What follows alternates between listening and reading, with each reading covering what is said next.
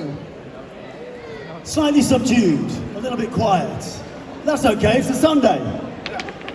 I don't really have to do much in this panel, really. I just check my clock every now and again and let these two... Jon said we should just both listen to Clem, really, but I know yeah, we'll both interview Clem. We're interviewing me, but Jon, come on. So, Jon's got his guitar. I mean, it's just for show. It's just for show, so who knows what's going to happen. It's not just for show. Right. You can do your tune whenever you want. What I'd like to ask first of all, because I think a lot of people have probably visited your stands and they've seen the photographs and know about the films that you've been in, and Jon yourself, computer games as well. Thank you very much. Your day-to-day life and jobs seem very different to many of ours. Would you like to just talk us through a sort of average couple of days maybe about what you might be doing? I don't know, I mean... I'm trying to work out how so many different aspects to that question. Yes. You've got the set, you've got the story, you've got the costume, you've got whether you're on location or in an in-house studio. There's so many factors that could make or break your day. That's what I'd say. Okay, what about you, Jon? Well, personally, because I've been suffering from sinusitis for about 2.5 years, it's hard for me to describe my life without talking about sinusitis, which, I don't know why sinusitis isn't more popular, especially with the Harry Potter fans, because it sounds like a spell. I cast sinusitis! And also it's green, which is very Slytherin. But, having said that, people don't want to talk about sinusitis. And that's been my life for the past year. But that's not quite true, is it? Because we were just chatting just now, because you did something rather amazing. You're always doing something different. First time I spoke to Jon, we talked about Harry Potter and a few other little bits and bobs, and then we talked about King Regis the next time and some of the little bits and bobs. Then he started drawing, then he started making songs up and strumming. Oh, sorry, I forgot about you whittling your wands. Oh yeah, he lathed his own wands at one point. He did wand workshops. And all of that boils down to one thing. In my 50s, slightly later than I would have liked, I finally realised what I'm good at. I'm very good at one thing in particular, and that is learning new skills. My brain likes to learn new things. It likes the challenge of being faced with something it can't do and then trying to be able to do it. Now, once it can do it, my brain loses all interest, which is a bit of a downside. So I have to keep the challenge going, otherwise I lose interest, which is what happened with my art. I spent 3 weeks trying to draw, and then suddenly I could draw, and then I haven't drawn since. Now with the guitar, I keep increasing the challenge so that doesn't happen. But yeah, you know, if you're like me, if you have that same ability, if you think to yourself, I'm good at rising to the challenge of something new, please harness that earlier than I did, because I waited till I was 50 to harness that. And it has been a weird journey. Yeah. I'm learning piano at the moment. And the saw. I'm learning to play the saw.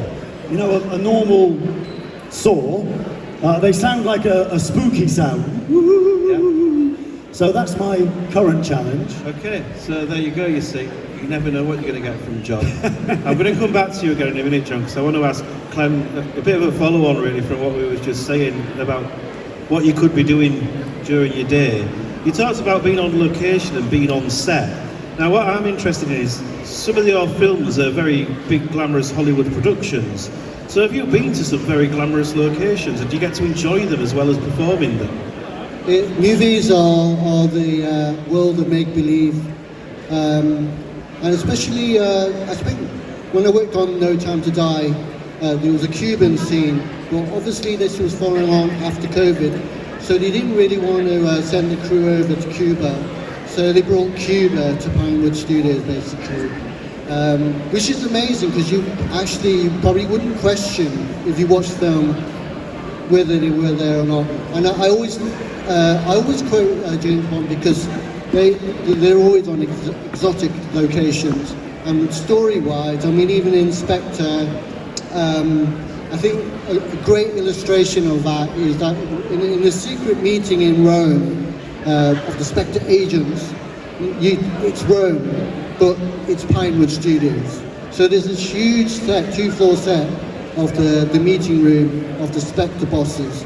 And then when James Bond, he jumps out the window, and then when he gets in the car, that was Blenheim Palace. So, and it was freezing, believe me, it was like -5 out there. I didn't want to be out there, so, but he escapes in the car, and he's in Blenheim Palace. And then as he goes through the archway, they've sent some guys over in Rome to do the car chase. So that's Rome. So that's kind of how it works, you know. And even with Skyfall, they took footage of Macau just to fill in the story. So, but to answer your question, I worked on a film called Waiting for the Barbarians, which was set in, was filmed in Morocco. And I actually got flown out to Morocco with a couple of other guys. They wanted sort of Mongolian looking guys, and they just couldn't find that in Morocco. So this was a film with Mark Rylance, Johnny Depp, and Robert Pattinson. It was a fantastic scene. And we were there all week, and I think we only filmed 2 days.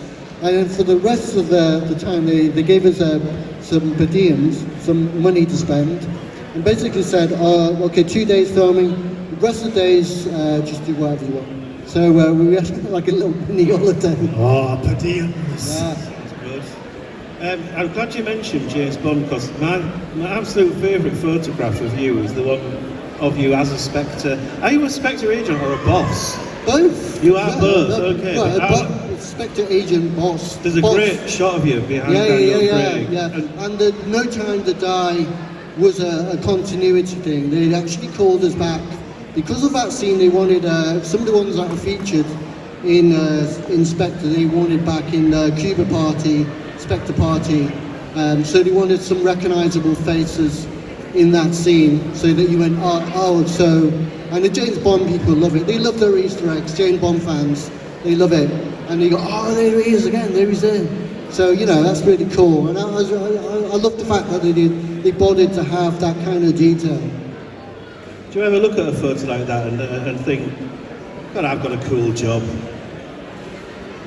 When you're at a Comic-Con and you see the photographs on the table, it is pretty cool. Otherwise, probably not. I'm probably not thinking of that. I'm thinking about when lunch is, or when can I get a coffee break, or when can I get a loo break, or costume, can you just alter this because it's killing me? Those kind of things. Yeah. You end up developing a very well-controlled ego in this. I mean, where I live in my house, there are so many drawers that I open, and there's a photo of me in the drawer, because I've got so many copies of photos for Comic-Con. So, you know, you have to get very used to seeing your own face all the time.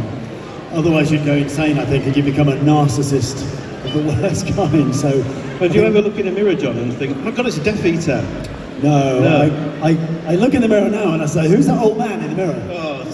Surely not. No. We were just chatting before you came on, because I'd seen you'd posted some things online about you working abroad, and I wondered what that was, and you just told me it does actually sound really interesting, so people might be interested to hear about that. Yeah, so at the back end of last year, gosh, I can't believe that was so long ago, around December last year, I was approached by a company who, what they do is they have an orchestra. It was actually a Ukrainian orchestra, and they tour Europe, and they were in Germany last year. So it's like a 34-piece orchestra, and they tour huge concert halls in Germany, and they play the music of Harry Potter. And they have 4 screens, and there's all, you know, magical, there's snow and lighting effects, this extravaganza on stage with all this amazing music. And they need a presenter, and they like to use ex-Harry Potter actors, and my name came up in the file of decks. So I got invited to present these shows. So I was commuting to Germany twice a week, which was crazy. And then going out on stage in these huge, beautiful concert halls, talking about my work on Harry Potter, and then introducing the next piece of music, and then having this amazing orchestra. And then they also had a glossy program, so I'd then go afterwards going to the bar, and there'd be a queue of people waiting to meet me. It was absolutely magical, but it was hard work. And unfortunately, I did it for about a month, but my sinusitis got the better of me, so I kind of took a break. I'm hoping to do it again next year. But if you ever get a chance to see one of these orchestra shows, because they do come to the UK, they do a couple. They do one that's the music from Harry Potter, and they do another one that's the music of Hans Zimmer, which covers all sorts. They are absolutely spectacular. You know, to hear that music played by an orchestra as it was meant to be is definitely worth the money. And you will usually meet a celebrity as well who's presenting it. So yeah, that was what I did. That feels like a dream now, because it came out of nowhere. I was suddenly flying to Germany, going on stage, and then it stopped. And now it's like a weird dream I had. Thank you for reminding me. That's all right. Has anybody out there got a question for Jon or Clem? Has anyone got a burning question for them, or want to know anything? Okay, well, don't be shy. If you suddenly get one, do wave your hand up, and we'll ask it. So,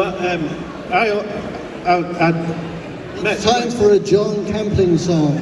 Well, yeah, I'm surprised no one has to do a song yet, but you know, maybe we'll end up. Well, you know, the great thing is, unlike last year when I was here, this year I can say these words that I never thought I would say. So I was born non-musical, severely non-musical, not a musical bone in my body. But 5 years ago, in the thing I talked about earlier, solving problems, I decided that I was going to solve the problem of why I wasn't musical. And I kind of have done it in quite a big way. I've learned guitar, I've learned to sing, I've learned piano. And the result of that is I can now say my debut single is available on all streaming platforms. So if you have Spotify, YouTube Music, Apple Music, iTunes, you can find my debut single, all proceeds going to charity. It's called London Thing, and I perform as Be More Skater. So I'm very proud to be, as someone who was non-musical, be in a position to be able to say, go and find me on your streaming platform, Be More Skater, and listen to my first single as I launched my music career, age 57. Wow, you heard it here, folks. I can see all the phones coming out, look. What was he called? Be More Skater, Be More Skater. I'd like to ask a question. Now, I've discussed this with Jon before. I'd like you both, your input into this one. I've always said, Jon, you've got a very unique look that fits your roles. Clem, very unique chap as well. Have either of you got to the stage yet where you're thinking, I'd like to start playing estate agents or accountants? Well, so I do know, my acting agents have said to me, you know, a couple of times a year they say, you know, you've got this long beard, Jon, you've got your long hair and your grateful wizards and all these crazy characters. But just to let you know, if you went clean shaven and you had short hair, you'd be playing barristers and estate agents and you'd get more work. And for me, it's whether the work would be interesting.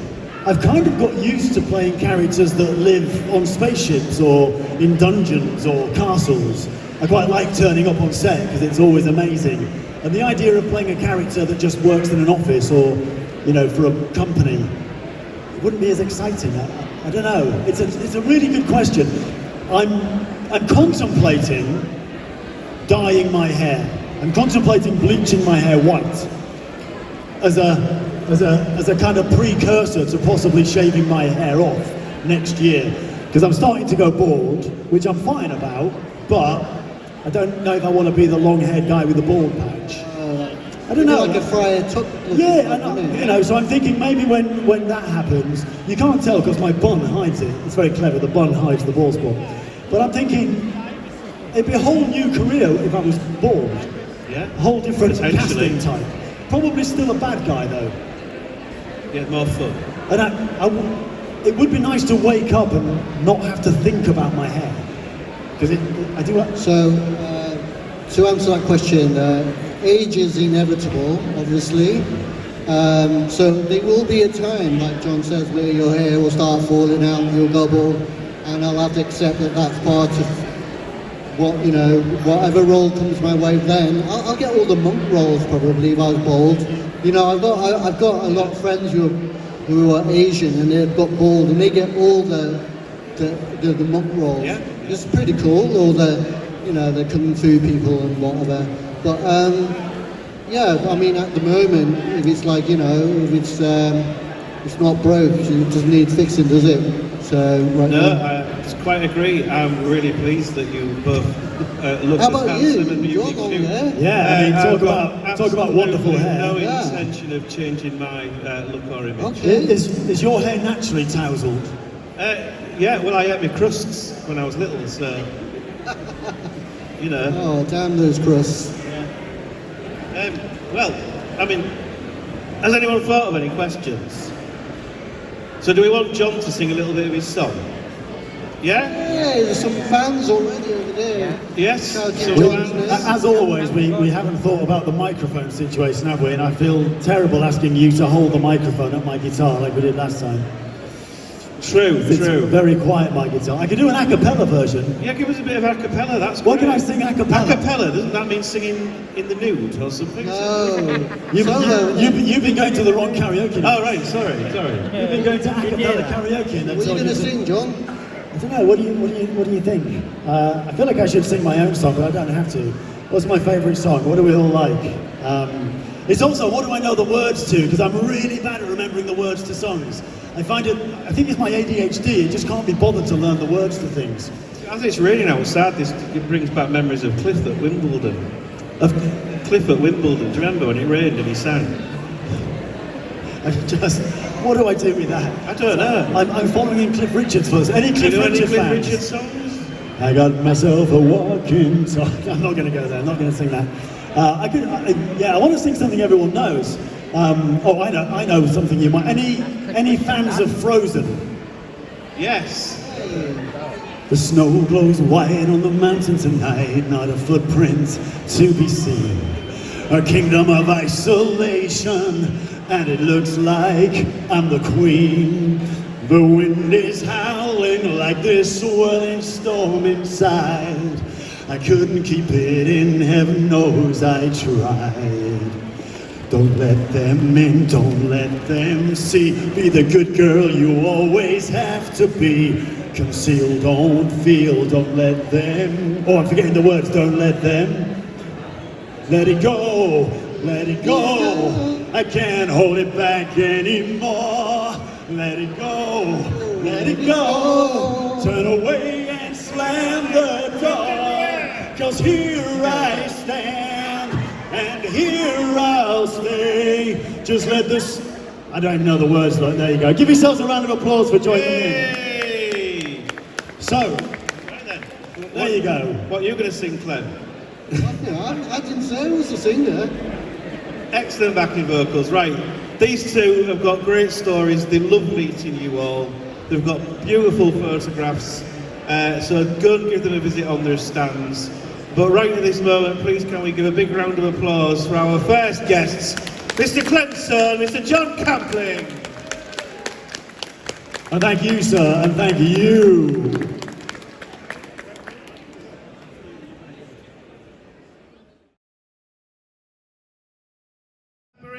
My aim is foundation.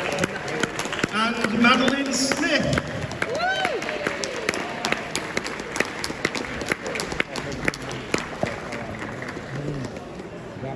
Hello. I met her last year. Caroline number. Yeah, we met her last year. Michael. Nice. Caroline number. Hello. Hello. So nice to see you both. Thank you. And really nice of you to come today. Got all sorts of questions for you, all sorts of things I'm interested in that people might not know. I'm going to start, Wendy, with you. Yes. You did quite a modern thing quite a while ago. You were on a talent show. Oh, that was years ago. It was years ago, it was, but then that's how a lot of people get discovered these days, isn't it? A lot of people think it's a modern phenomenon. Well, they do, but that didn't really happen for me in that way at Did it that not? time. No. know, but I can't even remember what it was called. Oh, I think it was Search for a Star, I think. Yeah, with that's Subi right. Kay. That's right. Yeah, yes, I'm not sure, because I was working at the time. Yes. Doing a musical, actually. So- Roar of the Grease Paint, Smell of the Crowd. So, Yeah. I'm not sure why So you don't know why that suddenly happened? No, I've no idea. Because I thought your career was quite, it did follow quite a modern pattern, because then you did Crossroads as well. I did Does anyone Cross- remember Crossroads? Yeah, I did, Good. I did Crossroads. I was only, 17 then? Yeah. Yeah, and I did that for about a year, which was great for learning, learning how to ad lib and learn lines really quickly. It was quite a good training ground. Yeah. So, from those things, what was then the audition process or being asked to do Doctor Who? It was quite a normal process, the audition.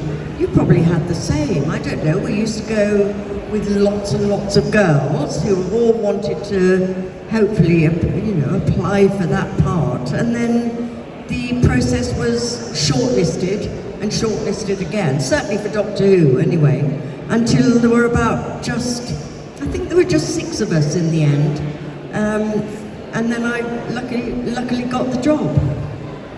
I do like to sort of try and have a scoop back into the past and find out what people are up to and what they're doing, Madeline. Patrick Troughton lived in Kew. Did you? Yes, so did I. You didn't, Yeah, I I did. Did you? We're going to talk Oh, to each ladies and other. gentlemen, old neighbours reunited. How good is Oh, that? wait, no, we've never met. We've never met before. No, we've never met They've been before. to the same grew up flats in and Kew. everything. I grew up in Kew. The things you can talk about. How funny.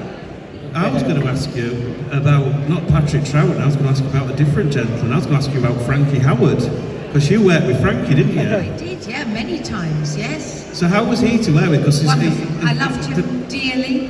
Up Pompeii, up the front, Grandi cigar commercials, and finally a play in 1984. And that's the last time I saw him. I did lots with Frankie. That's good. A lot of people say he's quite notorious to work with. He could be quite, Not with touchy me. with scripts and things. Not with me. No, he was lovely. That's Very brilliant. superstitious but adorable. Did you work with him? No, I never worked with him, but I did meet him because he did a Cilla Black. It's a really bizarre. Cilla Black did a Christmas special, and because I was married to Melvin Hayes, they invited people along, and he was one of the guests. So I met him, and he was delightful. It was delightful. He was friends. He was very friendly with Cilla Black. Very friendly. Interesting. I loved him very much. And Yeah. the play that I did in 1984 with Frankie Howard was an adaptation of Volpone called The Fly and the Fox. And he played Mosca the Fly. As well as Frankie Howard, of course, you are known for Hammer horror films. And you got to work with some of those great leads in those films. Now, I'm led to believe by other people I've spoken to that they're maybe not as sinister and spooky as they appear on screen, and they're absolute bunny rabbits. Have you had an experience like that with them? Very gentle. You can be specific. Do you want to say? Because Vincent Oh, absolutely. Price. Vincent, I've heard about Vincent Price used to bring people tomatoes he'd grown, as I've been Well, I told. adored Vincent Price. It was an independent film called Theatre of Blood. Who's seen Theatre of Blood? Yay! I love doing that. I'm the only one alive. They're all dead, which is extremely sad, actually. I think the continuity lady is still alive.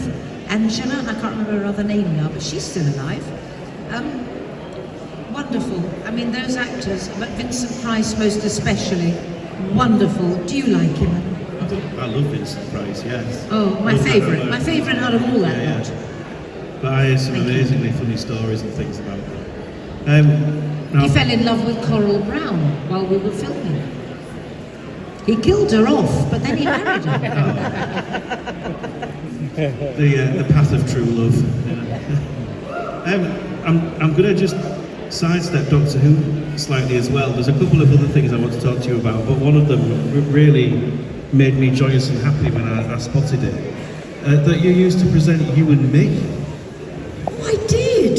Yes. Yeah, children's I think, thing with Tony Aitken. Yeah, it brought back some memories, I remember. Really? Yeah.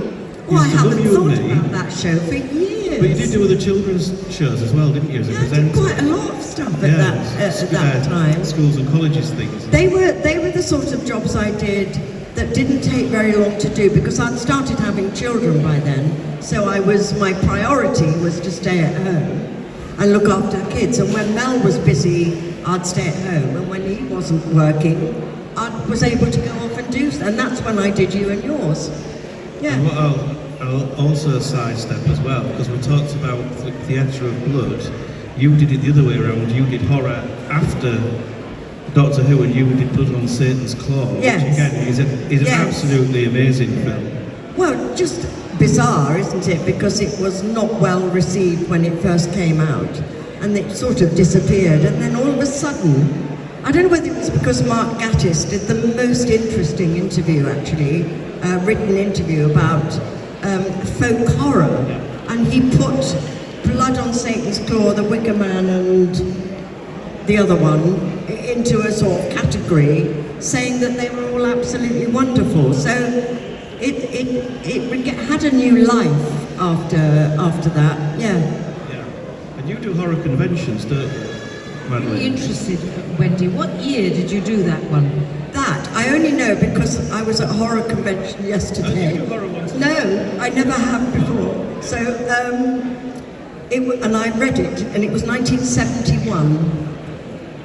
That's the era when we all had to take our clothes off. Yes. Did you Yes. take your tops off? Yes, but it was not a pleasant experience on that film because I didn't know I had to. Neither no, it did was I. Me too. 1970 in my case. Oh, Wendy, it's awful. Yeah, it is awful. It would never happen Now there's a lot today. of protection, and it's well spoken about because of social media, and people can speak out. But was that a really difficult part of the career? Well, if you're walked into the middle of a field on a day of filming by the director and told what you've got to do in the afternoon, which was never in the script anyway, and you're 20 or something, and you don't know how to behave and act and how to respond. It was horrendous. Yeah, it was absolutely horrendous, actually.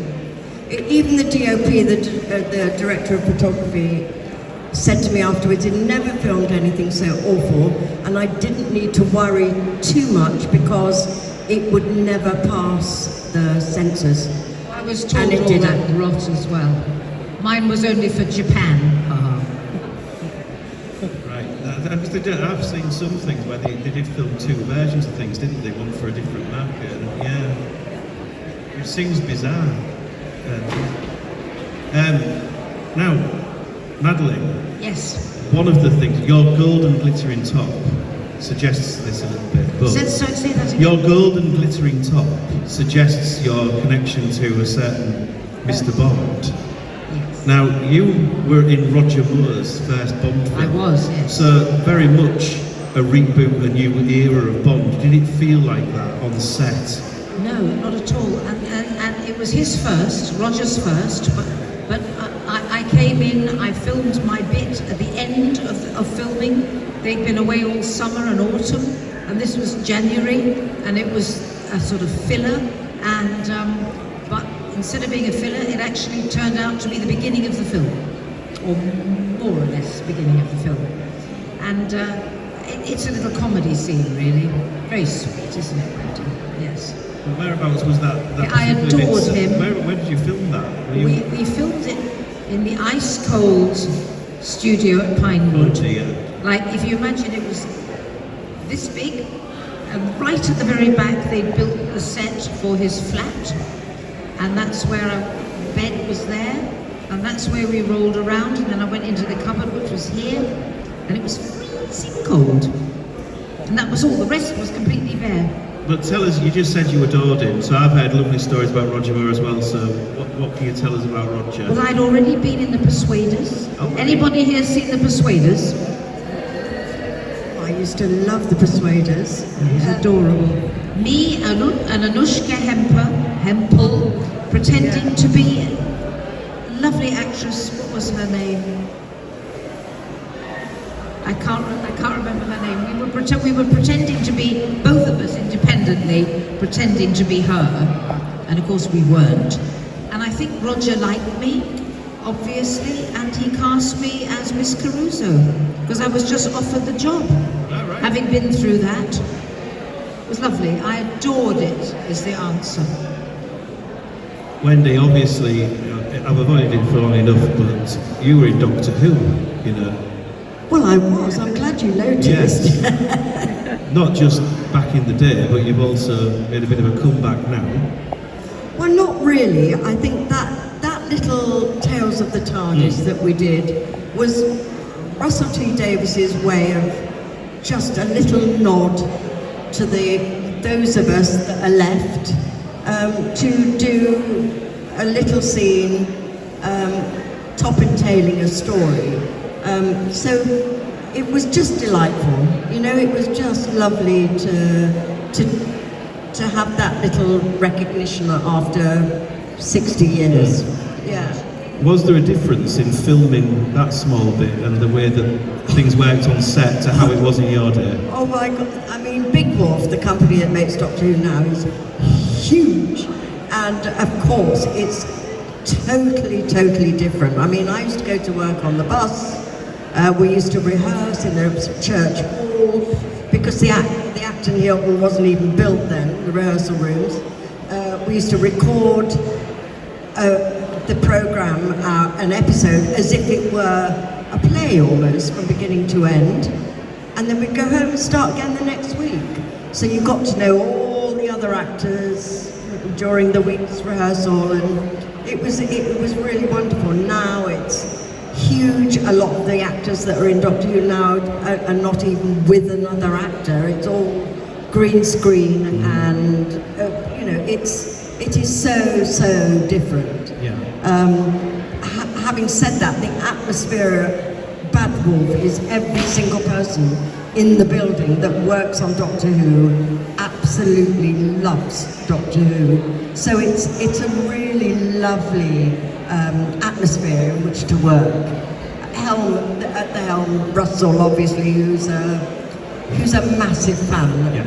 You know, so no, it was very different but very lovely. I was nervous because I said I haven't learned lines for 40 years, because I haven't acted for 40 years. And he said, it's only 6 minutes. Surely you can learn 6 minutes. It's like riding a bike. And I went, really? Anyway, it isn't. Honestly, it's not like riding a bike. It was, but it was lovely. It was really lovely. Has anybody got a question for Wendy or Madeline? No, not today. That's okay. Questions? You can go and talk to them at the tables if you want to. Oh, you never let me down. Okay. Can I have Glamorous assistant to pass my microphone over, please, to get the... Thanks. We've never met. If you could just ask the gentleman to speak to the microphone.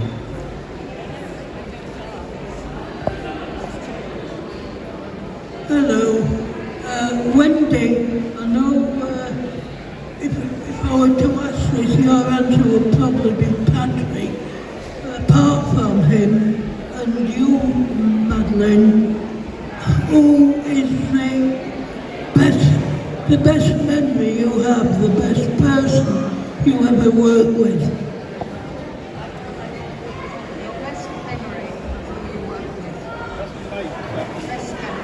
Oh, So if I get that right, can I just say, I think, so excluding Roger Moore and Patrick Troughton, I think, who have you got the best memories of working with? Is that correct? Is that the question? Yes, smashed it. That's the question. So who, other than Roger, for you, Madeline, and Patrick, for you, Wendy, who have you got the best memories of working with? well, that's a tricky one, actually. I mean, I should really say Fraser Hines, but I'm not going to. He's not here, is he, sir? You know. Oh no, he's not here, so that's all right. I'm not sure. I have to think about that, Keith. I'll let you know in a minute. Hang on. All right. Well, you're having to think then, Madeline. In who my do you case, think? it's Arthur Lowe, and there's never any question about it. I played his daughter, Doctor at Large, five episodes, London Weekend Television, 1971, and I adored him, and I worked with him several times, and I revered him. Simple as that. My favourite memories. Excellent. Playing his very spiky daughter. Spiky is the word. Sulky and spiky. And I loved it. I tell you who I did love working with, that was Trevor Martin, because I did Doctor Who on the stage, and he played the Doctor, and actually he would have made a wonderful Doctor on TV, and he was delightful, really, really lovely man. So I love it, but there are quite a lot of lovely people that, you know, you work with. It's very hard to pick somebody specific. Well, that was a very nice question. Thank you for that. I'm afraid, ladies, it has come to an end our time Is on that stage. Yeah, we have got a queue of people in costume waiting to come on to for their cosplay. But I'm so pleased that you've come to Bridlington to see us today. And really, thank you very much for coming in. I hope we can see you again sometime. Oh, So, thank you ladies and very gentlemen, Madeline and Wendy. Thank you. Two ladies from Q. How about that?